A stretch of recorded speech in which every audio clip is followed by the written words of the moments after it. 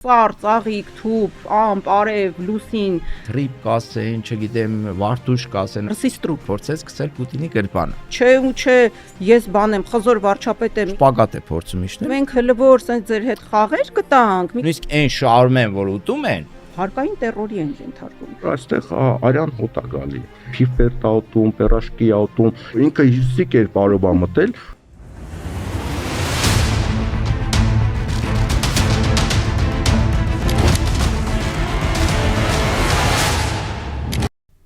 Ողջույն հպարտ եւ ոչ այնքան հպարտ քաղաքացիներին։ ողջույն 3 միլիոն վարչապետներին, բացի մի հոգավորից։ Մահակի եթերում հերթական ոդքասթն է, Դերենիկի հետ միասին մենք զրուցելու ենք շաբաթվա կարևորագույն իրադարձությունների մասին, իհարկե որքան որ ժամանակը մեզ ներում է, շատ երկար չեն կարող խոսել Դերենիկ, բայց Չէ, կարող ենք խոսել, բայց ժամանակը մեղք են մեր հեռուստադիտողները, մեզ դիտողները մեղք են, ամեն դեպքում մինչ այդ նրանց հորդորենք, որպեսզի չմոռանան, միանան մեր էջերին, տարածեն, կոմենտեն։ Սրտի կարեկնազին լայքին, դեպի չմոռանաք, իմիջիայլոց նկատել եմ, որ կամ մարդիկ մեկնաբանությունների մեջ հենց այդպես էլ գրում են Արեգ Նազին սրտիկ, Դերենիկին լայք։ Շատ շնորհակալություն, ես զգացված եմ։ Ես էլ եմ շնորհակալ։ Հիմա Արեգ Նազինից ենք խոսելու, երևի սկսենք ամենաթարմ թեմայից, Կրեմլյան վոյաժներից Նիկոլ Փաշինյանի, մինչ այս ինչ էր անում Նիկոլ Փաշինյանը, բոլորին մեղադրում էր Արցախը հանձնելու մեջ, ծառ, ծաղիկ, թուփ, ամպ, արև, լուսին, նախկինների մասին արդեն մոռացել է, հիմա էլ նոր մեղավոր է գտել, ասում է Պուտինն է մեղավոր։ Պուտինը երկու անգամ ասել է, որ Արցախը Ադրբեջանի մաս է, դրա համար էլ ես գնացի Պրահայում ճանաչեցի Արցախը Ադրբեջանի մաս։ Բայց այստեղ ահագին զարգացում ունենք Դերենիկ, որովհետև եթե նախկինում նախ ինքը ասում էր նախկիններն են տվել, չէ, այդ զոմբիացված զանգվածին ինչպես էին իրենք մատուցում, ասում էին նախկիններն են տվել Արցախը, ուղղակի չգիտես ինչի Ալիևը չէր վերցնում, սպասում էր, որ Նիկոլը գա նոր հանձնի։ Հիմա արդեն մի քիչ առաջ են գնացել, կամաց ընդունում են, որ իրենք են իրականում հանձնել, որովհետև Նիկոլը արդեն այո, անկեղծորեն խոստովանում է, որ ես եմ Պրահայում Արցախը ճանաչել Ադրբեջանի մեջ, բայց ասում է Պուտինն է մեղավոր։ Դե ինքը հստակ աշխատում է իր անդրազանգվածի հետ,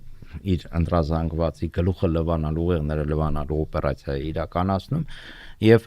ըստ նպատակահարմարության նա կարող է ասել նախկիններն են տվել, Պուտինն է տվել, չգիտեմ, Հարևան Պողոսն է տվել, այսինքն իրավիճակից կախված։ Մի օր էլ կարող է ասի ես եմ տվել, հա, ու ասում է, չէ, որովհետեւ սկզբից ինքը ինչ էր ասում, Արցախը տանք, որ ունենանք խաղաղություն, փրկենք Հայաստանը, ճիշտ եմ, ու միջանցք չտանք։ Սյունիքի միջանցքը չտանք։ Այդ է, չէ, հիմնավորումը։ Այսինքն կամ Արցախ, կամ Հայաստան։ Okay, համոզեց բոլորին, ասեց Արցախը տվեցինք։ Նո, իրենց թե համոզել է բոլորին։ Դե իր ընտրազանգվածի մասին է խոսքը, այստեղ ես խոսում եմ այն մարդկանց մասին, ովքեր հավատում են Նիկոլ Փաշինյանին, էլի։ Մեր տրամաբանությանը հավատացողները արդեն ամեն ինչ գիտեն։ Ու ինչ ասեց պահեցինք Հայաստանը, ինքնիշխանությունը, Հայաստանը եւ այլն, եւ միջանցք չտվեցինք, այ ուզում էին մեզանից միջանցք, դե նոյեմբերի 9-ով ստորագրել էր, որ միջանցք պետք է լինի, այսինքն ճանապարհ Ադրբեջանի եւ Նախիջևանի միջև ռուսական վերահսկողությամբ։ Ասես դե չտվեցինք, որովհետեւ դա հարված էր Հայաստանի անկախությանը եւ այլն հիմնավորումները հիշում եք, ես չխորանամ, ու ասենք մի 2 տարի, հա, մի քանի տարի հետո դրանից ստորագրելուց 5 տարի հետո ինքը նույն միջանցքը տվեց Միացյալ Նահանգներին 90 քանի տարով։ Թրիպի անվան, նույն միջանցն է, այստեղ հիմա թրիպ կասեն, չգիտեմ, վարդուշ կասեն, այդ միջանցքին էական տարբերություն չկա։ Միջանցքային տրամաբանությամբ ինքը տվել է այդ միջանցքը Միացյալ Նահանգներին, որի շահառուն առաջերտին Ադրբեջանն է, հետո Թուրքիան եւ Միացյալ Նահանգները։ Դրա համար երբ որ Միացյալ Նահանգները Բաքվում խարցա է ստորագրում ստրատեգիական համագործակցության Ալիևի հետ, Վենսը որ ստորագրեց, չէ, Բաքվում, այնտեղ առանձին կետ կա։ Եթե Ադրբեջանը այդ է ստորագրում, թրիպի մասին չէ ստորագրում, էլի, դա էլ կա։ Ու այնտեղ նշված է, որ Ադրբեջանը անխոչնդոտ ուղի է ստանում, երկրորդ հոդվածն է Նախիջևանի հետ կապվելու համար, փոխադարձ կապվելու համար։ Այսինքն այստեղ ակնհայտ է, որ այստեղ միջանցք կա տվել Նիկոլ Փաշինյանը, այստեղ նույնիսկ քննարկել էլ չարժի, էլի։ Բայց քանի որ գնացել էր Կրեմլ եւ Նիկոլ չէ լինի եւ եթե Արցախի հանձնելը ինչ որ մեկի գրպանը չգցեր, այս դեպքում ասենք փորձեց գցել Պուտինի գրպանը։ Էս էլ է իր ընդրազանգվածի համարանում, ուղեղները նույն լվանալու տրամաբանությունն է այստեղ աշխատում, որ տեսեք ես ասենք գնացի Կրեմլ, ասեցի ով է իրականում մեղավոր Արցախը տալու հարցում եւ հետ եկա։ Հետո մյուս նյուանսերին էլ կանդրադառնանք, բայց ինչ է ասում։ Ես 2-3 անգամ լսել եմ այդ հատվածը, դրա համար ինձ կաթ է հասնում։ Նիկոլ Փաշինյանին 3 անգամ լսել եմ։ Այնտեղ ասում է, հա, Նիկոլ Փաշինյանը Պուտինը այնտեղ ասում է, որ դու գնացիր Պրահա 22 թվականին եւ Արցախը ճանաչեցիր Ադրբեջանի կազմում, մենք այնտեղ էլ ոչ մի բան չէին կարող անել, որովհետեւ հենց այդպես էլ բա ինչ կարող էր անել։ Այո, որովհետեւ դա դառնում է Ադրբեջանի ներքին գործը այլևս, հա։ Իմիջիայլոց այդ ժամանակ առաջինը Անդրանիկ Թևանյանը բարձրաձայնեց, հա, ու նույնիսկ ընդդիմությունից ասում էին, չէ, ասում են այդպես բան չկա։ Նիկոլը քպականները իշխանությունները ինչ էին ասում, սուտ եք ասում, դուք մեծ մեղադրանքներ եք ներկայացնում, չկա, նման երթում պատում էին ուտում, որ այդպիսի բան չկա։ Նիկոլ Փաշինյանը Պրահայում Արցախը չի ճանաչել Ադրբեջանի մասին։ Հիմա երբ որ ասում է քո իր ներքին գործը դարձա, մենք այդտեղ գործ չունենք, մեծ հաշվով, էլի ես շատ պարզ եմ ներկայացնում այս ամեն ինչը։ Եվ Նիկոլ Փաշինյանը սրան ինչ է հակադարձում։ Ես ուղղակի ապշել եմ էլ այդ բանի պահի ժամը, երբ որ ինքը հակադարձեց այդ առումով, հակադարձել էլ չէ։ Ասում է բանը, հա, ես ճանաչեցի, բայց միայն այն բանից հետո, ես խնդրում եմ ուշադրություն, միայն այն բանից հետո, երբ դուք 2 անգամ հայտարարեցիք, որ Արցախը եղել է Ադրբեջանի կազմում։ Այսինքն այս մարդը, որը խոսում է ինքնիշխանությունից, անկախությունից, անկախ քաղաքականություն վարելուց, հայտարարում է, որ իր պատմական, ստրատեգիական կարևոր որոշումներից մեկը պայմանավորված է եղել երրորդ երկրի նախագահի 2 անգամ արված հայտարարությամբ։ Բա դու անկախ էիր, բա դու ինքնիշխան էիր, բա քո ընդրազանգվածին ապացուցում ես, որ բարձրացրել ես ինքնիշխանությունը Հայաստանի, այսինքն բարձրացրել ես այնքան, որ ասենք 2 անգամից ես, հա, բանանում, Արցախ հանձնում, տարածքներ հանձնում, 2 անգամ այն ժամանակ ասենք մի անգամ կամ կես բերան էին ասում, այդ ձև է ստացվում։ Բացի դրանից, այստեղ շատ կարևոր հանգամանք կա այս առումով։ Հետաքրքիր է, որ այստեղ ինքը իրեն դիրքավորում է որպես Ռուսաստանի իբր էլի կուրս տանող բան գործիչ։ Այսինքն մի դեպքում երբ իր զոմբիները շատ են սիրում այդ ձևակերպումը ռսիստրուկ, այսինքն մատերիալ պարագայում ռսիստրուկը Նիկոլ Փաշինյանն է։ Այո, շատ ճիշտ ձևակերպեցիր։ Այսինքն ինքը իրեն այդ ժամանակ զգացել է ռսիստրուկ, գնացել ասենք Արցախը ճանաչել Ադրբեջանի կազմում հետ է եկել,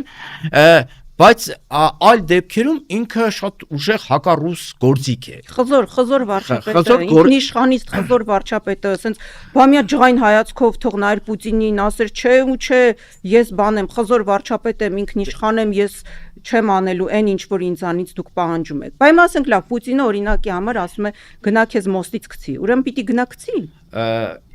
Իր ներկայացրած տրամաբանությամբ, այո, ստացվում է, որ ասենք Նիկոլը ասի, հա, գնա գլուխդ Պուտինը Նիկոլին ասի գնա գլուխդ պատովը դուր, ինքը գնալու է դա, բայց այստեղ մի կարևոր բանի վրա եմ ուշադրությունն ուզում հրավիրել, հասկացողներս ամեն ինչ հասկանում են, ուղղակի կամ մարդիկ, ովքեր այսպես նյուանսների մեջ չեն խորանում եւ շատ չեն բացում էլ այդ ամեն ինչը։ Տեսեք, այն դեպքում երբ դա հաճելի է, բխում է Ադրբեջանի շահերից, Ալիևի շահերից կամ Էրդողանի շահերից, ինքը դառնում է պրոռուսական։ Ասենք Պուտինը ասենց ասես, դե ես էլ ով էի, որ չգնայի, ասենք Արցախը բանը այդ սինու վրա չհանձնեի Ալիևին։ Այլ դեպքերում, երբ դա բխում է Հայաստանի շահերից, Հայաստանի անվտանգության շահերից, ինքը հակառուս է։ Ասենք պետքա ասենք հակառուսականությամբ այստեղ զբաղվել ու այս ամեն ինչ այնտեղ ֆիքսվում է։ Պատահական չէ, որ Օվերչուկը Ռուսաստանի Դաշնության փոխվարչապետը դրանից հետո շատ կոշտ հայտարարություններով հանդես եկավ, այսինքն երկրորդ օրը հանդիպումից հայտարարելա, որ այսպիսի իրենք ասում են Ռուսաստանի հարաբերությունները շատ լավ են, բայց այսպիսի դիվանագիտական այլանդակություն հարաբերությունների մեջ, էլի, որևէ այլտեղ ես չեմ նկատել։ Ինքը ասում է շատ լավ են հարաբերությունները, բայց Ռուսաստանի փոխվարչապետը հայտարարում է, որ ակնհայտ է, որ Հայաստանը պատրաստվում է մտնել Ռուսաստանի թշնամական դաշինք, Ռուսաստանի դեմ ձևավորվող թշնամական դաշինք։ Նման սցենարը ծանր հետևանքներ կունենա։ Այսինքն երկու երկրի առաջնորդներ հանդիպում են, բանակցում են, դրանից մի քանի ժամ հետո Ռուսաստանի փոխվարչապետը նման հայտարարություն է անում։ Այսինքն ինքը գնացել տապալել է ամեն ինչ, էլ ավելի է փչացրել առանց այդ էլ վատ հարաբերությունները Ռուսաստանի։ Ինքը փաստորեն ռուսական ուղղությունը տապալել է հարաբերությունների կառուցման, մնացած տնտեսական, ռազմաստրատեգիական, ռազմական, որովհետև ես չգիտեմ, էլ ինչ այդպիսի բան լսել եք, որ ասենք երկու երկրի նախագահ հանդիպեն, առերևույթ որոշակի, ասենք խնդիրներից խոսեն, բայց գլոբալ առումով ասեն, որ հա լավ է ամեն ինչ, առևտուր, արաբա-ամերիկյան շրջանառություն եւ այլն, ու հետո ասում որ Հայաստանը մտնում է թշնամական դաշինքի մեջ։ Այսինքն հարաբերությունները կարգավորելու փոխարեն էլ ավելի է վատթարացնում։ Իդեպ այստեղ մի նյուանս էլ կա, դերենիկ, ինչի համար է ինքը սա անում, որպեսզի Ադրբեջանից Թուրքիայից եկող այդ պատվերը քողածածկի։ Այսինքն ասում է Ռուսաստանն էր ասել, Պուտինն էր ասել երկու անգամ, դրա համար ես ճանաչեցի, այսինքն ամեն ինչ ինքը պատրաստ է ասել, բոլորի վրա մեղքը բարթել, բայց իրական մեղավորներին ու իրական պատվիրատուներին ինքը չի նշում, անունները չի տալիս։ Իսկ իրական չէ, պատվերը որտեղից է եկել։ Պատվերը եկել է Ադրբեջանից եւ Թուրքիայից։ Պահանջը եկել է Ադրբեջանից եւ Թուրքիայից, որ դու պիտի Արցախը ճանաչես Ադրբեջանի մասին, ինքն էլ հլու հնազանդ կատարել է այդ պատվերը։ Բայց դրա մասին չի խոսում, ինքը քո ասած պատրաստ է այդ մեղքը գցել յուրաքանչյուրի գրպանը։ Դե հասկանում է, որ ինքը պատմական կտրվածքով հանցագործություն է կատարել եւ դրա համար ինքը ուզում է դա պարտակել։ Իմիջիայլոց Գերագույն խորհուրդը որոշում ունի Հայաստանի Հանրապետության, որով արգելում է Հայաստանի ղեկավարներին երբևիցե որևէ պարագայում ճանաչել Արցախը Ադրբեջանի կազմում։ Այս մարդը փաստացի պատմական կտրվածքով էլ եմ կրկնում հանցագործություն է կատարել եւ ինքը գիտի որ դրա համար վերջ առաջ ինքը պատասխան է տալու օրենքի սահմանադրության եւ մնացած բաների առաջ դրա համար ասենք մարդը ման գալիս նախքին ռուս չգիտեմ վաղներ կարող է չգիտեմ հա ինչ որ մեկին գտնել Արցախը հանձնելու բանը գցել գրպանը բայց մյուս ավեշտի մասին տեսեք Պուտինը շատ հետաքրքիր հայտարարություններ արեց սկզբից որ անհամատեղելի է Եվրամիություն ԵԱՏՄ սինխրոնացված հիմա այդ հարաբերությունները այդ երկու համակարգերի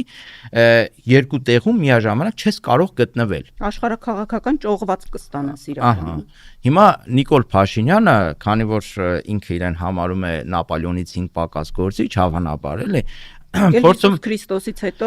ինքն է կամ ավելի հետո կամ առաջ դա հիմա դժվար է ասել որովհետեւ իրոք ինքն իրեն Հիսուս Քրիստոս հետ նմանացնում է հիմա ինքը աշխարհաքաղաքական շպագատ է փորձում իջնել երկու աթոռների վրա նստել այնտեղից ասում են տղա ջան չի լինի էլի այդպես բան մի խոսա այդ ձևի բաներ այնտեղ պատահական չէր գազի գնի մասին հիշատակումը որ 6 անգամ տարբերություն կա հա իդեպ մեր ունկնդիրներն էլ դա էլ պիտի իմանան որ այս աշխարհաքաղաքական շպագատի արդյունքում Նիկոլ Փաշինյանի Ռուսաստանը գազի գինն էլ կարող է արդարացիորեն բարձրացնել, որովհետև եթե շուկայական գներով, այդ եթե դու դեմ ես գործում, քո ռազմավարական դաշնակցին դեմ ես գնում, խզում ես բոլոր հարաբերությունները, ամեն ինչ անում ես, որպեսզի նրա այդ թշնամանաց, բնական է, որ նա էլ քեզ պետք է վերաբերվի համարժեք կերպով։ Այսքան ժամանակ որ Ռուսաստանը չի բարձրացրել գազի գինը եւ որոշակիորեն հարաբերությունները փորձել է պահել Հայաստանի հետ, դա նաեւ որ հայ ժողովրդի դեմ ուղակի չի ուզում դուրս գալ, հայ ժողովրդին վնաս չի ուզում տալ, որովհետև դարեր շարունակ են եկել հայ-ռուսական մեր բարեկամությունը եւ հարաբերությունները։ Այո, եւ պատկերացրեք, եթե գազի գինը թանկանում է 6 անգամ, ասենք ուզում եք Եվրոպա գնացեք, խնդիր չկա։ Նախ այնտեղ սպասող չկա, այդ քանի անգամ խոսացել ենք, էլի, որևէ մեկը չի ասել, որ մենք ձեզ Եվրոպայում սպասում ենք։ Ասում են դրա դեմը պպզեք, միջև տենանք ինչ կլինի։ Այդ կարող է տևել մի 300 տարի, էլի։ Ու առանց ամաչելու Պուտինին ասում է մենք հլվոր սենց ձեր հետ խաղեր կտանք, մի քիչ սենց կբզբզանք, բանկ օգտվենք ձեր այդ ամեն ինչից առավելություններից։ Մինչև տեսնենք մեզ այնտեղ երբ են ընդունելու։ Չարչու հոգեբանություն, գալիս ենք դրան, էլի։ Մարդը աշխարհագրական չարչի է նաև, էլի։ Այսինքն ինչ է ասում։ Օրինակ ես, ասենք Պուտինի տեղը լինեի, այդ բանը իրեն տես դուրս կանեի։ կվռնդեի, էլի։ Ասում է, որ երկու այդ համակարգերի մեջ հնարավոր չի, ուզում է տակից դուրս գա, ասում է, բանը, հա, հիմա կոնկրետ դրված չի այդ կամ-կամի բանը, ասենք հələ չենք հասել այդ կետին, որ պետք է ընտրենք կամ Եվրամիություն կամ ԵԱՏՄ։ Այ հենց որ եկավ այդ պահը, մենք արդեն կորոշենք, էլի։ Ինքը ինչ է ասում։ Պատկերացրեք, ասենք դուք հիմնարկություն եք, այդտեղ աշխատում ենք, չէ՞, մեկը գալիս է, ասում է, մեր կոնկուրենտ ֆիրմային, ես երազում եմ ընդ հայտնվել, ասենք իմ փափակն այնտեղ հայտնվելու, բայց քանի որ ընդես ոչ կանչում են, ոչ բանի տեղ են դնում ինձ։ Ստե ես կարամ բզբզամ մի քիչ, էժան գազ տվեք, չգիտեմ, շատ աշխատավարձ տվեք, միջև ապարքեվավճար տվեք, միջև տենանք ընդես որ բան արին, ես կգնամ կթռնեմ այնտեղ։ Հասկանում եք կդավաճանեմ։ Ակնհայտ այդ մասին ինքը ասում է հենց որ պահը կա, ես կթռնեմ ու օվերչուկի էս հայտարարությունը պատահական չի, բայց այդ թռնելու գինը, եթե հայ ժողովուրդը մտածում է, որ ինքը ապրելու է, ասենք, չգիտեմ, Գերմանիայի կենսամակարդակով, գերմանական տիպի պետության մեջ կամ ֆրանսիական տիպի պետության մեջ, ես բարեկեցության բանի տեսանկյունից եմ ասում, էլի, ինքը չարաչար սխալվում է, որովհետև այնտեղ դու չես հայտնվելու նախ այս վերջի շրջանում Եվրամիությունը ընդհանրապես այդ ընդլայնման քաղաքականություն որպես այդպեսին անդամակցության չի վարում, ասես Թուրքիան տեխնացու անդամը բաները այդ ուկրաինացիները մարդիկ տաբուրետք են դրեցին, չէ, ստորագրեցին այդ բանի դեմը, այդ պատերազմական իրավիճակում, դիմումը տվեցին, ընդեղից ասեցին, որ հա գերակայություն է ձեր դիմումը, բայց միջև հիմա չեն ընդունում։ Որ երկրի կեսը վարի են տվել միլիոնավոր մարդիկ զոհվել են, այդ մարդկանց չեն ընդունում, կպած է, որ մնանց Հայաստան, ասենք, այստեղ նույնիսկ թեմա էլ չկա, մեզ չեն ընդունել։ Ուղղակի ինքը որ խաղում է իր մնդրազանգվածի հետ, այս Նիկոլ Փաշինյանը այս ամեն ինչը անում է, ընտրվելու, այսինքն իշխանությունը վերարտադրելու համար։ Հերթական անգամ խափելու եւ վերարտադրվելու։ Ինքը ինչ ասում, ժողովուրդ ջան, բանը Եվրոպա, տես ինչ սիրուն է Եվրոպան, այ ձեզ կտանենք Եվրոպա, բան, այ ինձ որ ընտրեք, դուք կլինեք արևմտամետ, Ամերիկան կկա ձեզ տեր կլինի, Ամերիկա վիզայի ռեժիմ կմտցնեն։ Հա, այ եվրոպացիներն ու ամերիկացիները ավելի սպիտակ տերեր են, ավելի սպիտակ, ասենք, ստրկատեր նկատի ունեմ, էլի։ Մեզ ավելի լավ կվերաբերվեն, հացը ավելի սպիտակ կլինի եւ այլ, այդ տիպի, ասենք, հիմար մտքերով կերակրում են հայ ժողովուրդի մի մասին, ցավոք սրտի հավատացողներ էլ կան, էլի, որ իրանք նու բայց հարցումները ցույց են տալիս, որ գնալով այդ զանգվածը ավելի է փոքրանում ու տեսնելով, որ իր վարկանիշը արդեն շրիշակային է դարել, այլ մանիպուլատիվ ու պոպուլիստական մեթոդների էլ է դիմում, ես նկատի ունեմ օրինակ կենսաթոշակների բարձրացումը, երբ տարվա կեսից ինչ արեցին, որոշում կայացրեցին, որ պիտի կենսաթոշակները 10,000 դրամով իրենք բարձրացնեն, այն դեպքում, երբ որ բյուջեով նախատեսված միջոցներ չունեին։ Բայց սա պետական ընտրակաշառք էր, պետք է ժողովրդին ինչ որ մի կերպ խափեին եւ ձայները հերթական անգամ գողանային։ Ու հիմա քանի որ բյուջեն պայթում է, միջոցները չկան, բայց միտեղից այդ թոշակները իրենք պետք է վճարեն, հարցակում են գործել բիզնես դաշտի վրա եւ հարկային տերորի են ենթարկում։ Այդպիսի արդեն բազմաթիվ ահազանգեր կան։ Անդրանիկ Թևանյանը բարձրաձայն է, առաջին անգամ է։ Նախագահն էլ այդ մասին խոսեց, ես առաջարկում եմ լսենք, հետո շարունակենք այս թեման։ Հարկային մարմիններին դիմելով ասեմ, որ դադարեցրեք ձեր տերորը, չնայած մենք հասկանում ենք, որ դուք հրահանգ եք կատարում եւ ապահովում եք օրվա իշխանության կողմից ընտրակաշառքի պաշտոնական բաժանումը իդեմս 10,000 դրամների, բայց մյուս կողմից դուք մորթում եք բիզնեսին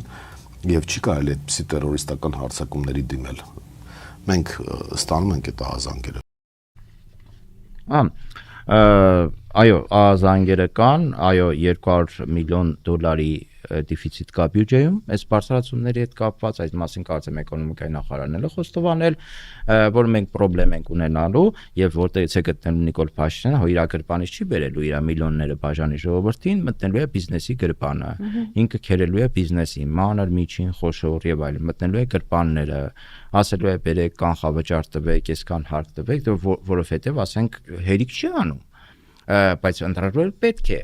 ինք իր գրպանից չի ծախսելու է պետ բյուջեի գրպանից, այսինքն պետ բյուջեից քանի որ պետբյուջեն իրենք համարում են իրենց սեփական գրպանը։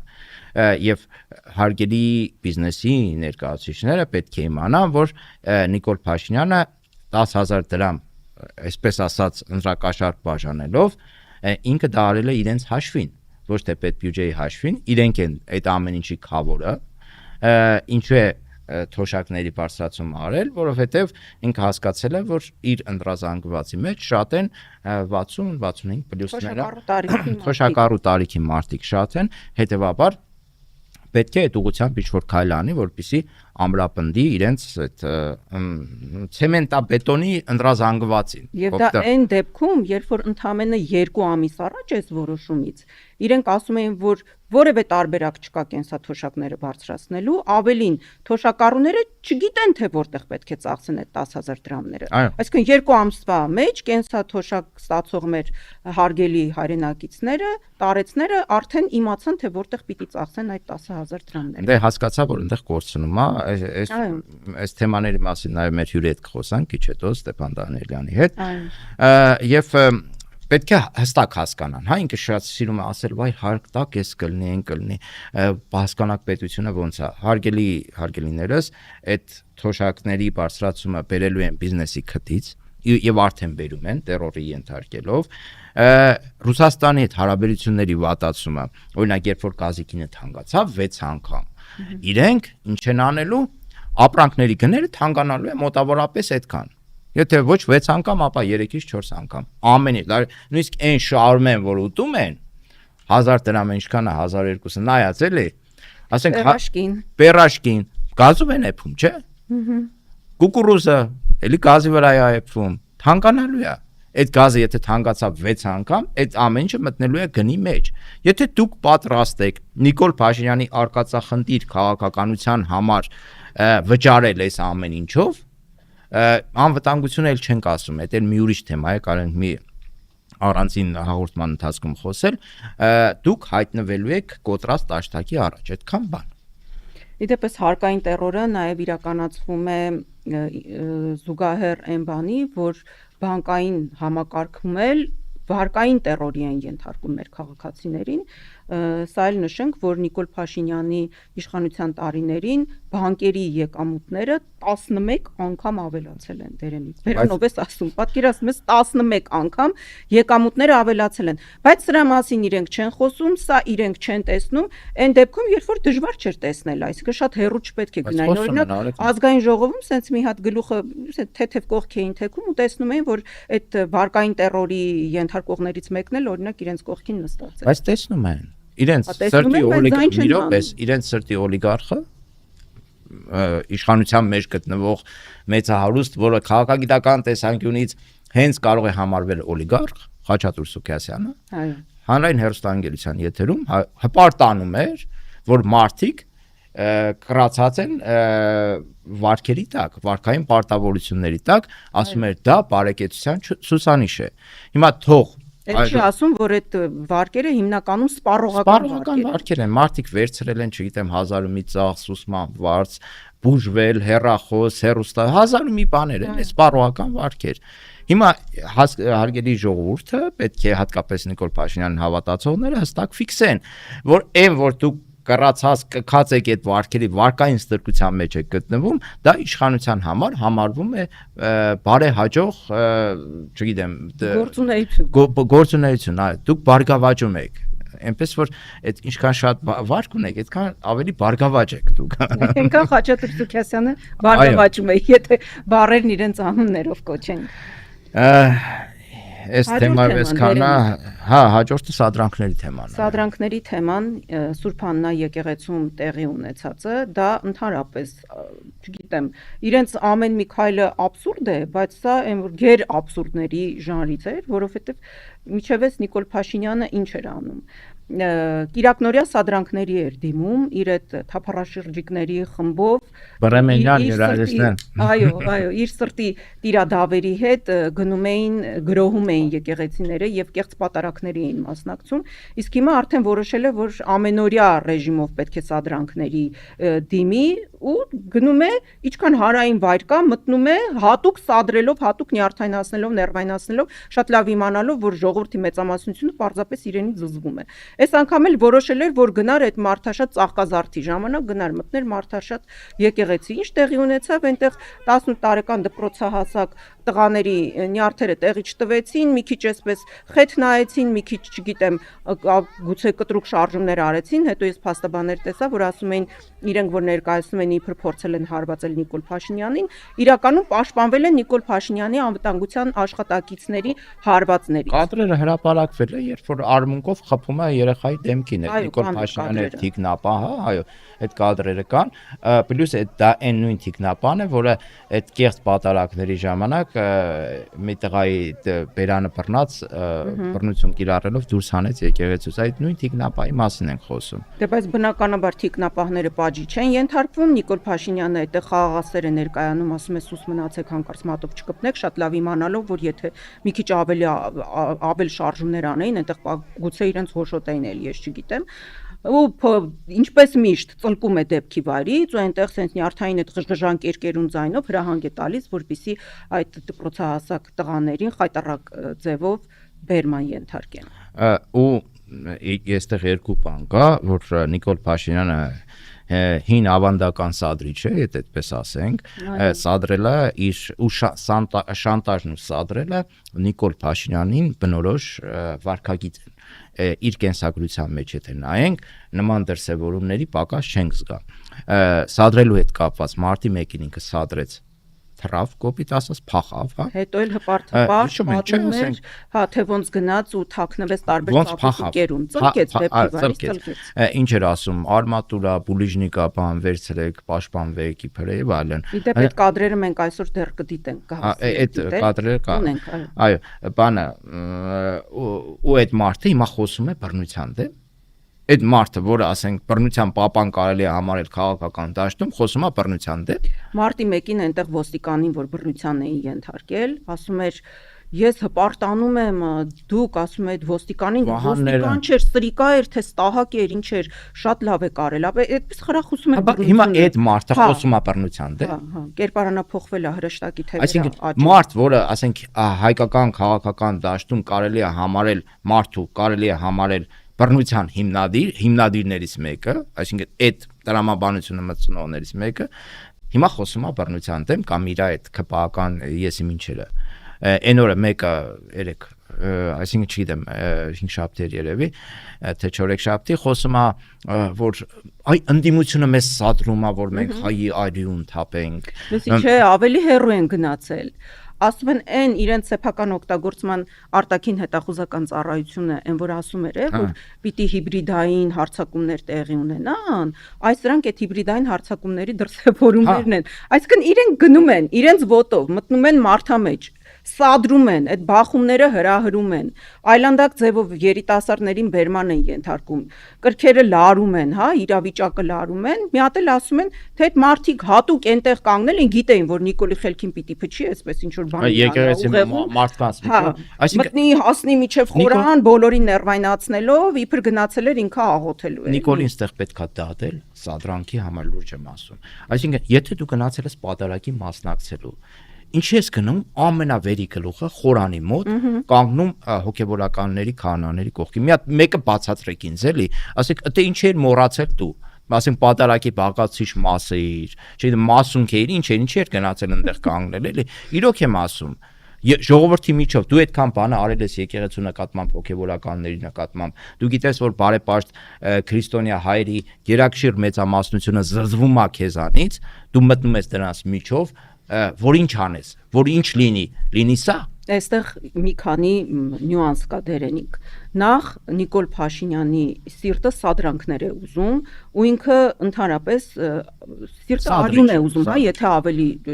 կոնկրետ ասենք, նրա սիրտը արյուն է ուզում ու ինքը ոտքից գլուխ միշտ էլ եղել է սադրիչ։ Ինքը սադրանքների սիրահար է։ Երկրորդ հերթին ինքը ամեն ինչ անում է, որպեսզի այս սադրանքների ու այս տեսարանների շնորհիվ լրատվական դաշտի առաջին տողերում լինի, այսինքն անկախ նրանից լավ կխոսեն, վատ կխոսեն, փնթի տեսարան կլինի, իր տեսքից կխոսեն, իր հակահիգենիկ ձևով պերաշկի կուկուռուզ ուտելուց կխոսեն, կարևոր չի ինչի մասին կխոսեն, կարևորը որ իրենց մասին խոսեն։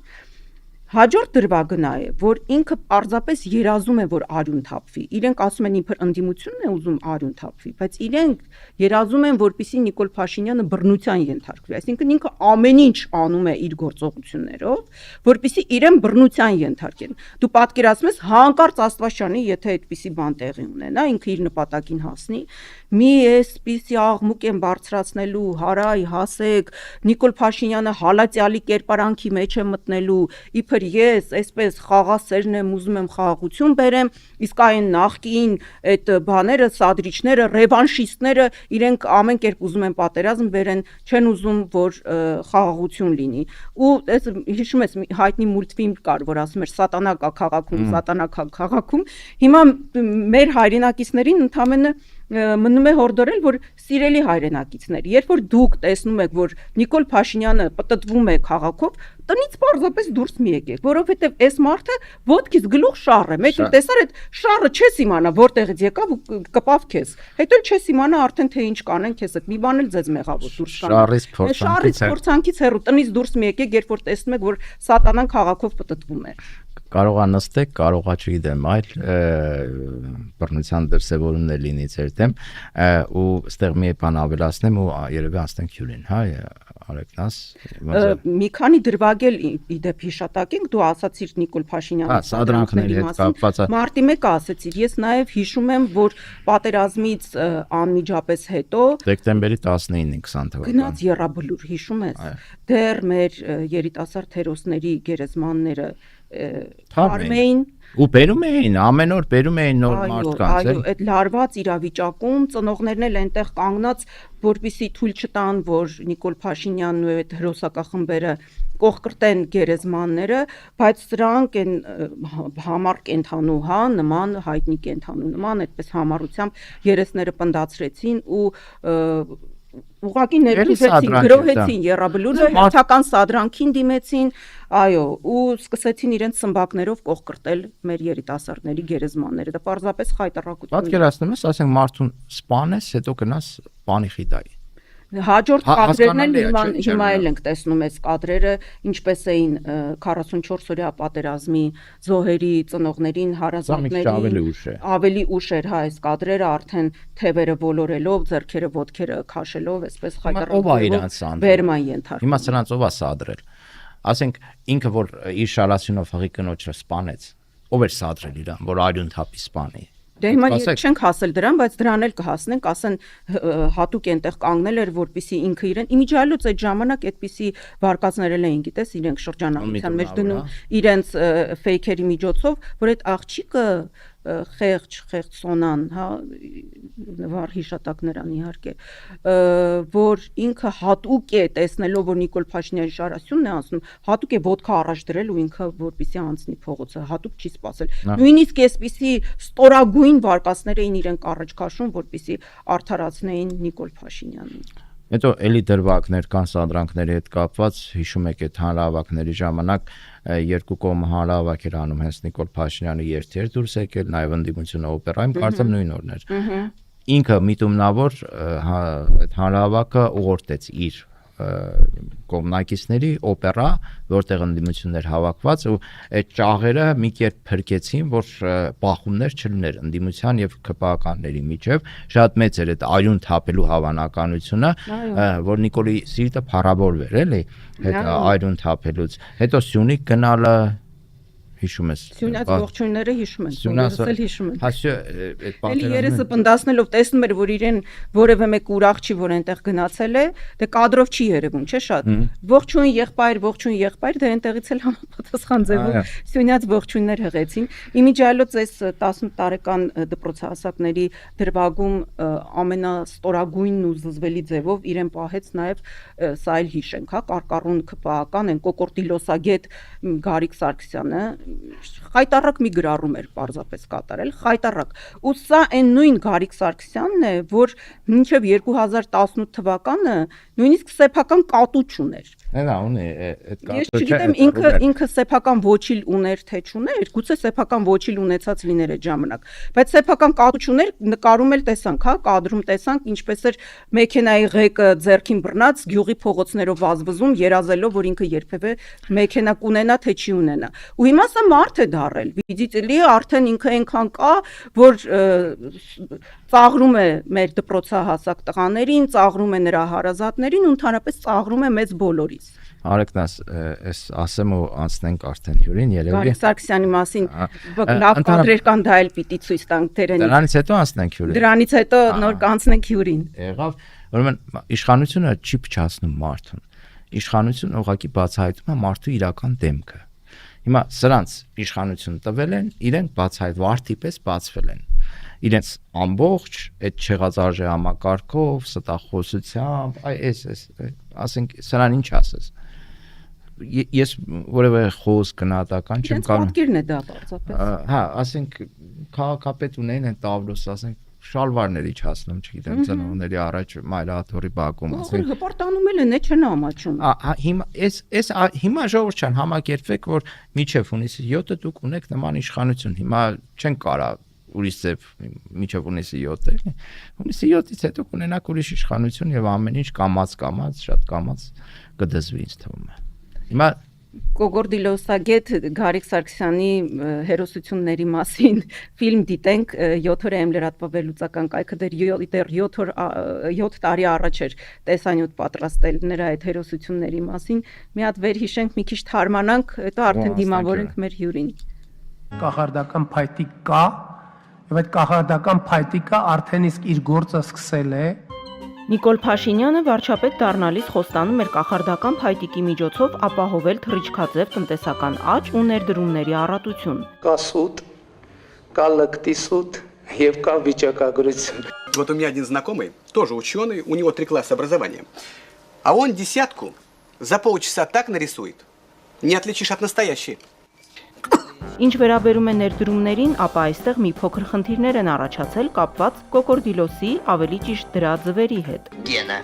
крокодил. Ինչպես Ազատություն ռադիոկայանին տված հարցազրույցում էր նշել Փաշինյանի գաղափարական թևի խորհրդանիշներից մեկը Արարատի մարզպետ Գարիկ Սարգսյանը, կոկորդիլոսի բուծմամբ զբաղվել ցանկացող տանզանիացի ներդրողը նախ չի կարողացել վիզա ստանալ Զվարթնոց օդանավակայանում եւ բացի այդ Պեկում չեն կարողացել կողմնորոշվել թե կոկորդիլոսի ձուն թռչնի է թե կենդանու։ Մեր ներդրողի Հայաստան գալու հետ կապված որոշ խնդիրներ կար, քանի որ ներդրողը Տանզանիայից է եւ վիզա չեն կարողանում տրամադրել Զվարթնոց օդանավակայանում։ Ես գրությամբ դիմել եմ արտգործ նախարարություն, որպեսզի կոնկրետ այս ներդրողի մասով վիզա տրամադրվի։ Կար նաև որոշ խնդիրներ Պեկում, չէին կարող մեր գործընկերները բնորոշումը տալ կոկորդիլոսի ձվի դա թռչնի է թե կենդանու է։ Փաստորեն Հայաստանի կոկորդիլոսաբուծական ապագան կախված է կոկորդիլոսի ձվի ծագումնաբանությունից։ Что это?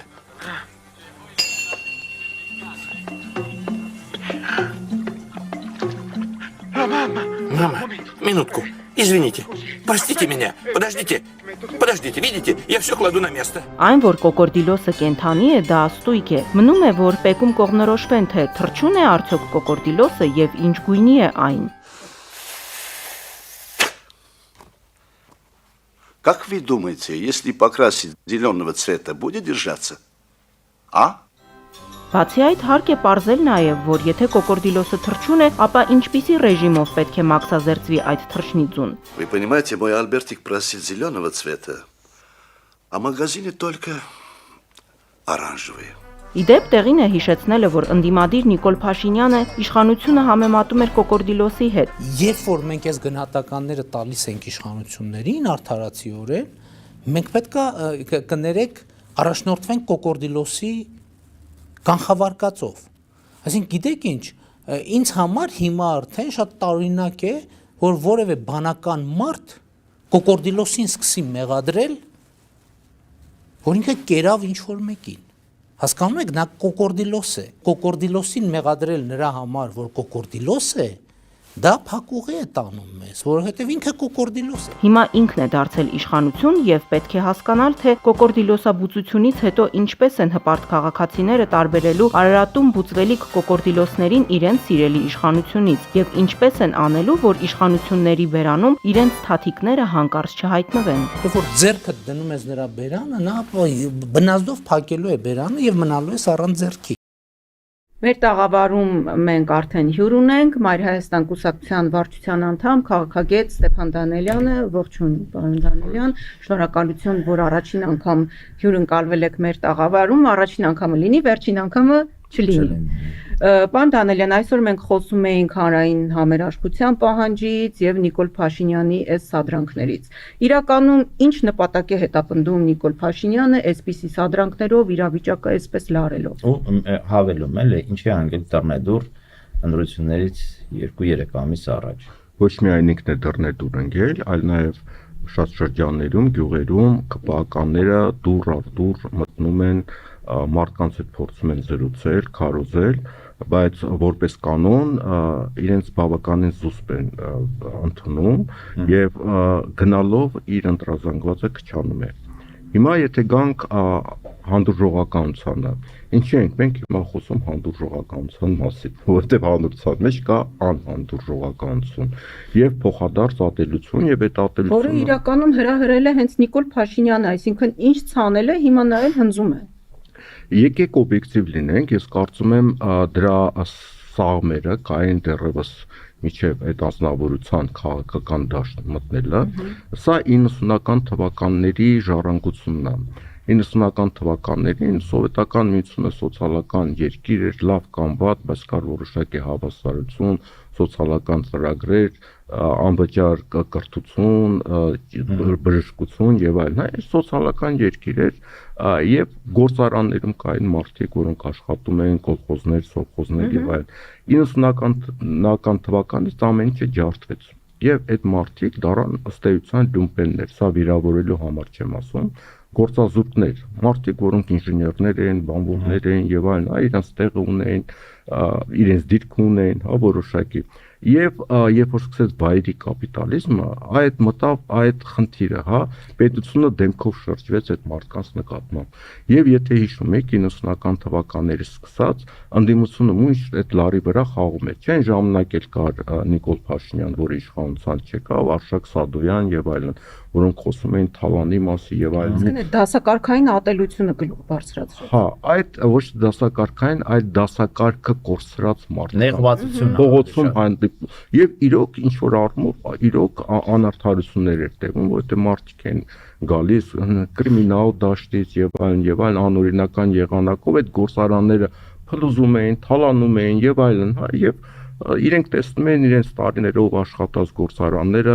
մետալալումից վաճառում էին Իրան եւ այլն։ Այդ ժամանակ ընդդիմությունը փորձում էր դրա վրա խաղալ եւ ամեն անգամ հիմնական երկու կարգախոս կար։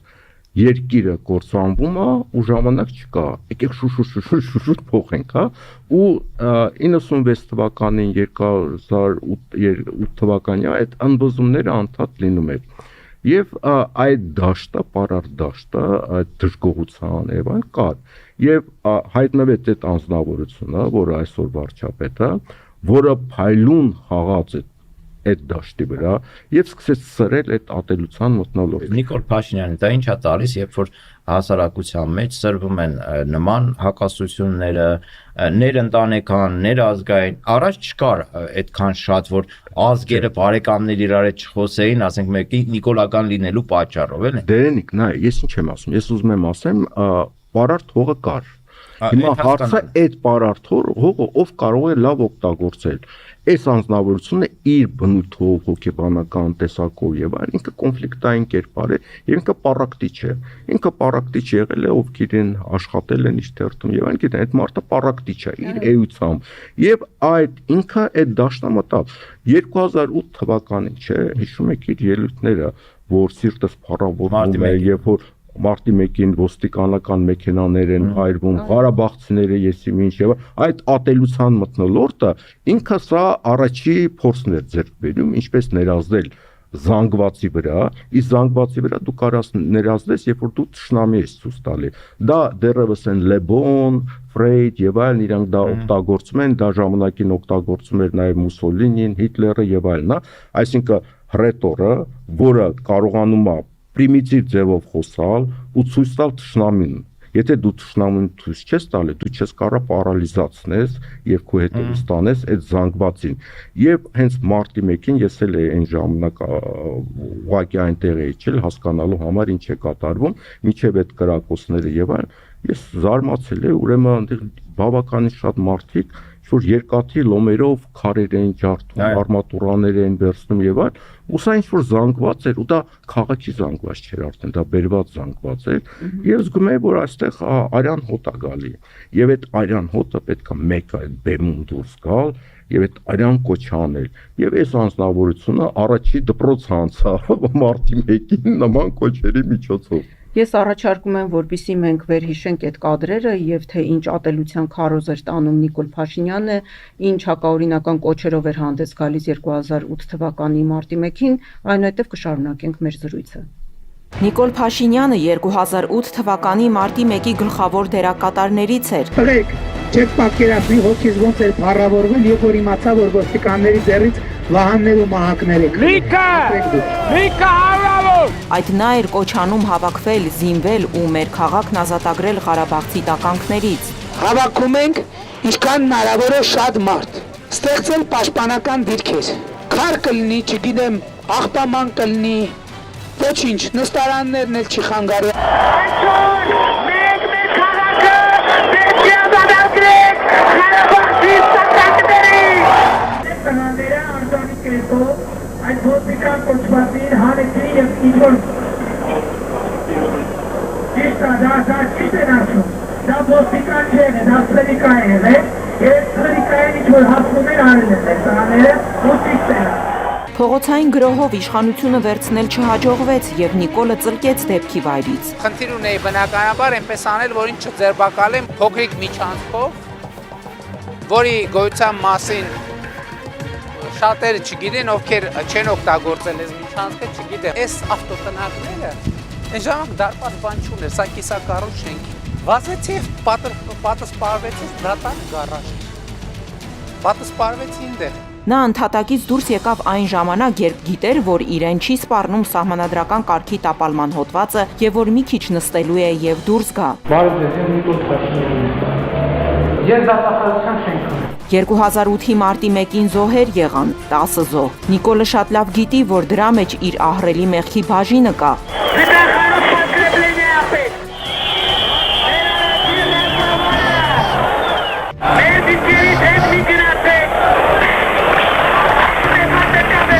Մարտի 1-ն իրոք տոն է Փաշինյանի համար։ Չլիներ մարտի 1-ը, ինքը հնարավորություն չէր ստանա քաղաքական կարիերա անելու, ողբերգությունը տարիներ շարունակ շահարկելու եւ ի վերջո վարչապետ դառնալու։ Մարտի 1-ը Նիկոլի ազդեղային ժամն է։ Տեսանք փաստացի այն ինչ էր, այն մասին էր ինչ խոսում էր պարոն Դանիելյանը, շատերը երևի մոռացած կլինեն, որովհետև հիմա ինֆորմացիան շատ արագ է ընթանում։ Պարոն Դանիելյան, խոսում ենք այդ տեխնոլոգիաներից, հա, ինչպես առաջնորդները հիմնականում վատ նպատակներով իշխանության եկած առաջնորդները թշնամու կերպարներ ստեղծելով ներքին եւ արտաքին պահում են իրենց իշխանությունը։ Հիմա սա այդ դեպքն է, երբ որ Նիկոլ Փաշինյանը ստեղծում է թշնամիներ հասարակության ներսում, Ղարաբաղցիներ, նախկիններ, արտաքին ռուսներ, էլի կան մի քիչ որ փորփրենք, էլի մարդիկ կգտնենք, եւ դա օգնում է իրեն մոբիլիզացնել, ընտրազանգված եւ պահել իշխանությունը։ Բնականաբար դու պետք է թշնամի ցույց տաս եւ նաեւ որպեսզի մեծ զանգված մոբիլիզացնես, դու պետք է պարզագույն լեզվով խոսաս։ Դեռ հետաքրքիր օրինակներ կային Ֆրեյդի մոտ, Լեբոնի մոտ եւ այլն, որոնք ասում են, եթե հավաքում է մեծ զանգված, ասենք 10-20 հազար մարդ, որոնց մեջ կարող են շատ ինտելեկտուալ անձնավորություններ լինել, դու պետք է խոսես այնպիսի լեզվով, որը 13-14 տարեկան երեխան նույնիսկ հասկանալն է։ Դու պետք է ինչքան զանգվածը մեծանում է, այդ մակարդակը իջնում է։ Ու դու պետք է, ասենք, առաջերտին թշնամի ցույց տաս։ Դու պետք է անդադ կարգախոսներ ասես, կարգախոսները կրկնես, նույն բանը մի քանի անգամ կրկնես, Նիկոլ Փաշինյանը։ Եվ այդ մեկ մարդը դու ես, եւ այդ մեկ մարդը դու ես, անդադ կրկնում։ 19-րդ դարի, 20-րդ դարի շատ հետաքրքիր տեխնոլոգիաներ են, որը Հիտլերներ օգտագործում, Գեբելսներ օգտագործում, Մուսոլինիներ ամենափայլունը օգտագործում եւ հայլու առաջ կադրեր կան, որ ինքը պարապում էր, հա, ժեստեր էր անում, որ զանգված առաջ խոսելու։ Եվ հանուն ճշմարտության ասենք, այս անձնավորությունը փայլուն կարողացավ դա իրականացնել, այսինքն որոշակի շնորհ տաղանդ ինքը այդ առումով ունի։ Ու երբ որ ինքը պրիմիտիվացնում է, բայց զանգվածը չկա, դու արդեն հեռուստատեսության առաջ ես եւ այլն, չէ՞, այդ էներգետիկան զանգվածի պրիմիտիվ չկա, արդեն դու զբոյ տալի խնդիր։ Ինչ առումով։ Զբոյ տալի մարդիկ չեն նայում։ Չէ, մի բան է, երբ որ կուդեմը 100,000-ը եւ էներգիա է հավաքում։ Մի բան է, որ ամեն մեկը տունը նստած, ասենք լսում է, ինքը արդեն պրիմիտիվ մակարդակից բարձրանում է։ Իսկ ինքը բարդացնել չի կարողանում։ Դրա համար ինքը փորձում է այդ հին տեխնոլոգիան օգտագործել, չի հասկանում, որ նույնը չես կարող։ Այսինքն բար Դանիելյան, այլ բան է, երբ որ ասենք մի 10,000 հոգի հավաքված ու ելույթ է ունենում ինչ որ մեկը ու էներգիա կա այդ։ Էներգիա, այսինքն ես նաև վարակվում եմ իմ կողքինի էներգիայից, ընդհանուր մթնոլորտի էներգիայից։ Եվ կներես, անհատականությունը կորցնում ես։ Այսինքն մեծ զանգվածում անձը իր անհատականությունը կորցնում է, դառնում է ամբողջի մաս։ Այսինքն ամբողջային գիտակցությանն է ստեղծում այդ գիտակցությունը եւ տարածում է վիրուսի նման, էլի, բայց հիմա Facebook-ով որ այդ սրտիկները ռաբիզի տակ երկել, բարելը, գլխարկել, չգիտեմ, փիփերտը, կուկուռուզը, պերաշկին եւ այլն, այդ դրանք ինչի համար է։ Ինքը տեսել է, որ 18 թվականին իր ամենամոլի պաշտողները հենց այդ զանգվածներ, հա։ Այսինքն ռաբիզ լսող, այսինքն որոշակի ինտելեկտուալ մակարդակի մարդիկ են։ Ինքը ասել հասկացել է, որ այդ է իր զանգվածը։ Հիմա ինքը այդ զանգվածից ուզում է այդ լեզվով խոսալ։ Ինքը այդ փիփերտ աուտում, պերաշկի աուտում, ինքը ոչ թե հանդրությանը բարձրացնում է սոցիալական առումով, գիտակցության առումով, որտեղ եթե դու եկար իշխանության, պետք է բարձրացնես, մեխանիզմներ մտցնես, հա, հանրությունը կրթելու, սոցիալական խնդիրները լուծել, ինքը դա չի արել։ Ինքը ուզում է իջնել իրանց մակարդակին, ինչ են կանել հերո չի իրականում։ Ու բայց երբ որ ինքը մտնում է մետրո եւ մենակ է մտնում կոնկրետ մարդկանց հետ, դա արդեն ամբողջ չի, կոնկրետ մարդը ինքը իրանց հետ արդեն չի կարողանում խոսալ։ Ինքը այն մակարդակում է խոսում, բայց իր դեմը արդեն անձը ամբողջ չի։ Ուտեղ իր մոտ չի աշխատում այդ իր նախկին փորձը։ Սկսում է սուտ խոսել այդ ընթացքում, ընկնում է հիստերիայի մեջ, գորգորում։ Հա, այսինքն ինքը կարող է խոսել ամբողջ հետ, ինքը կարող է ասենք 100,000-անոց հանրահավաք կառավարել, էներգիա տալ եւ այլն, բայց հենց անհատական արդեն իջնում ես ռացիոնալ, մատե ամբողջային գիտակցությունը շատ դեպքերում իրացիոնալ է, չէ՞։ Իջնում ես ռացիոնալ մակարդակի, արդեն զբոյ է տալիս, որովհետեւ դե ասենք Նիկոլը ինչ ռացիոնալ։ Հետո տեղ ուրիշ մի հարց կա, որտեղ եթե այդ օրինակները նույն Հիտլեր, Մուսոլինի եւ այլն, այդ մարդիկ ունեն որոշակի հոգեբանական տիպաժ, խառնված, այսինքն իրենք սիրում են ամբողջ, իրենք սիրում են, որ ամբողջ իրենց սիրում է, երբ որ գոռում են, ասենք Նիկոլ Վարչապետ կամ Նիկոլ Փրկիչ կամ չենք իրենք Հիսուսի հետ էր համատում, Պապ Թագավորի հետ էր համատում եւ ինքը մտել էր այդ բանի տակ, կադրերը կան, երբ որ ինքը նույն Իրանում էր ելույթ ունենում, Սպահանում, Թեհրանում կամ բանում, ինքը ռեալ մտել է այդ կերպարի մեջ եւ այդ մարդկանց հոգեբանական առումով իրենք միսիաներական գաղափարներ ունեն, առաքելություն են իրականացնում։ Իր ամեն մի խոսք ինքը փորձում է ցույց տալ, որ ինքը առաքյալ է, իսկ երբ որ իրան չեն հասկանում, ինքը անջղայրն է, այսինքն այդ հիմար զանգվածը չի հասկանում, որ ինքը եկել է փրկի առաքելությունն է իրականացնում եւ իրան հալածում է։ Դեռ արդեն Հիսուսի կերպարի մեջ է։ Այսինքն ինքը Հիսուսի կերպարով է Սուրբանա եկեղեցի մտել։ Այո, ինքը Հիսուսի կերպարով է մտել ու հանգարց իրեն դուրս են անում, բայց ինքը դրանից բաց չի զգում։ Այդ ժողովուրդ այնքան ցածր է, չի հասկանում, որ ինչ բան ինքը քարտեզն է չէ բերել, ինքը փրկում է, չէ, տեսեք քարտեզ են բերել, պատերազմ են կանգնել, փրկում են։ Միայն չասեք, որ ինքը դրան հավատում է։ Ես կարծում եմ, երբեմն ինքը դրան հավատում է, որովհետև այդ կերտվածքի մարդիկ, երբ որ դերի մեջ մտնում են, իրենք սկսում են հավատալ իրենց։ Դա հոգեկան լուրջ խնդիրների մասին կասկած կա։ Չէ։ մեծ հաշվով։ Պարոն Դանիելյան, հասկանալի է, որ ինքը փորձում է իր զանգվածին գեր ատոմիզացնել եւ նաեւ գեր կոնսոլիդացնել, պարզապես չի ստացվում, բայց մյուս կողմից էլ մենք ասում ենք հանրային համերաշխության անհրաժեշտության մասին ենք խոսում, բայց ինչպես դու կարող ես համերաշխ լինել, ինչպես կարող ես քո նյարդերը ամուր պահել, երբ օրինակ դու գնում ես եկեղեցի աղոթելու, մեկ էլ տեսնում ես, որ այդ եկեղեցու դեմ Փաշազադեի հրահանգով հարցակում իրականացրած անձնավորությունը ներս է մտնում, այսինքն դու արդեն քո էմոցիաներն չես կարողանում կառավարել, հանդուրժողականությունը ինչպես ստեղծվեց։ Լավ, հանդուրժողականությունից մենք խոսանք, բայց քանի որ այդ մարդիկ իրանք նարցիս են, իրանք ոնց որ են վամպիրների նման մարդապետ, որ էներգիան կլանեն, հա, ինքը անընդհատ այն ամբողջ համանգալի, որտեղ շատ մարդ հավաքվել եւ ուզում է մտնի մեջը։ Այդ նարցիսն է, որը այդ էներգիան ուզում է կլանի եւ երկրորդը իր մասին խոսեն։ Կարևոր չի, լավ կխոսեն, վատ կխոսեն, բայց ինքը լրահոսի կենտրոնում պետք է գտնվի։ Երբ որ լրահոսի կենտրոնում չի գտնվում, ինքը արդեն սկսում է քանդվել։ Վախենում է, որ իրեն մոռանան։ Բայց փայլուն լուծում է այդ խնդիրը։ Ուշադրության կենտրոնում գտնվելու, նաեւ ընդդիմությունն է դրան աջակցում, որոշ դեպքերում նաև մենք ստիպված խոսում ես, էլի, ստիպա հնարավոր չի չխոսել։ Շատ լավ կլինի, որ այդ ընդդիմությունը ընդհանրապես մոռանա իր մասին եւ խոսեն, մենք էլ որպես ընդդիմություն ապագայի ծրագրերի մասին, այսինքն մարդկանց հետ արդեն լուրջ խոսակցություն տարվի, ոչ թե ինչ է եղել, այլ մենք ինչ ենք ուզում անել, որովհետև տեսեք, երբ որ մենք խոսում ենք համերաշխության մասին, երբ կարող ենք մենք այս երեքովս լինել համերաշխ, երբ որ ունենք ընդհանուր նպատակ, ապագայի նախագիծ, որը մեզ միավորում է, մենք գնում ենք այդ ուղղությամբ։ Եթե հանրությունը ժողովուրդը չի տեսնում ապագայի նախագիծ, մեզ ինչ է սպասում, հույս չունի, չկա ոգևորություն, այսինքն միավորող ոչինչ չկա, առավել ևս այս անձնավորությունը բոլոր միավորող կոդերը ծրագրավորված ոչնչացնում է։ Պատմությունը մեր ամոթալի է, այդ տարածքները մերը չեն եղել, մենք հայրենիք չունենք, պետություն է, այսինքն հայրենիք պետությունը իմիջիալ դա առանձին շատ հետաքրքիր թեմա է, այսինքն պետություն եւ հայրենիքը դա տարբեր բաներ են։ Հիմա մենք չենք տեղավորվել դրանց մասին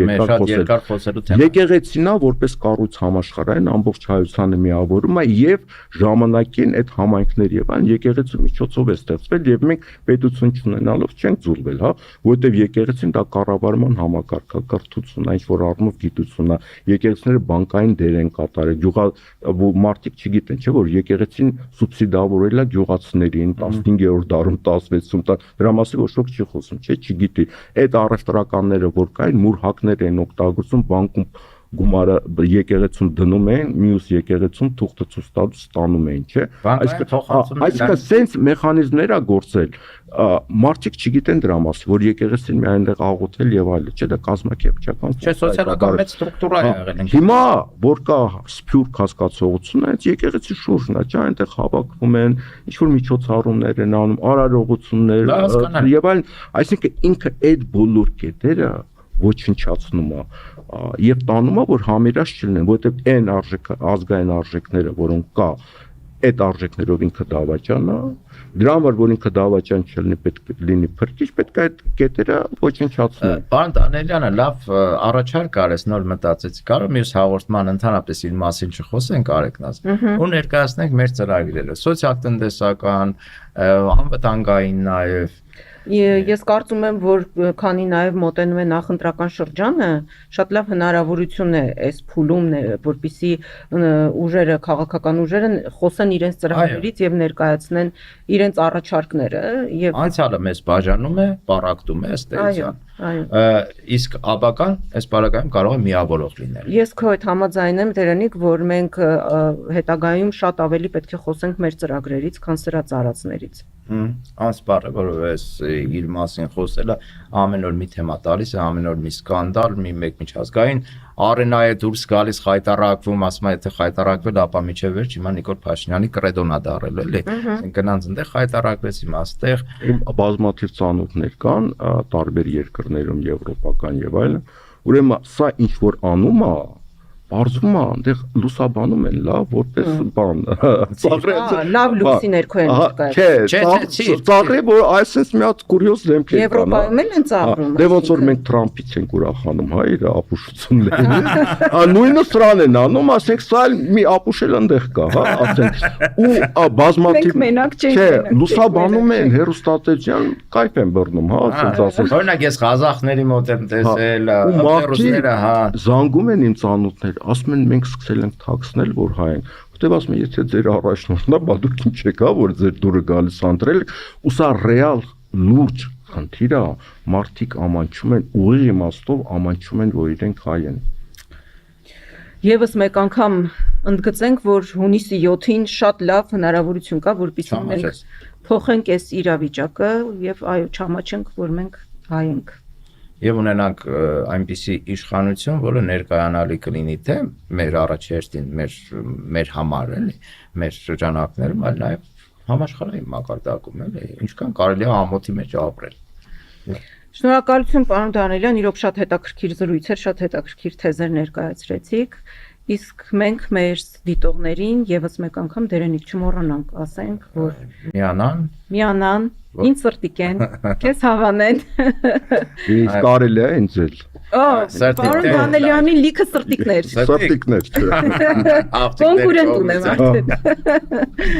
Այո։ Իմիջիալոց շատ ջերմ խոսքեր են ասում մեզ եւ արդեն թեմաներել են առաջարկում, հյուրերել են առաջարկում, մենք կփորձենք ընթառաջ գնալ մեզ դիտողների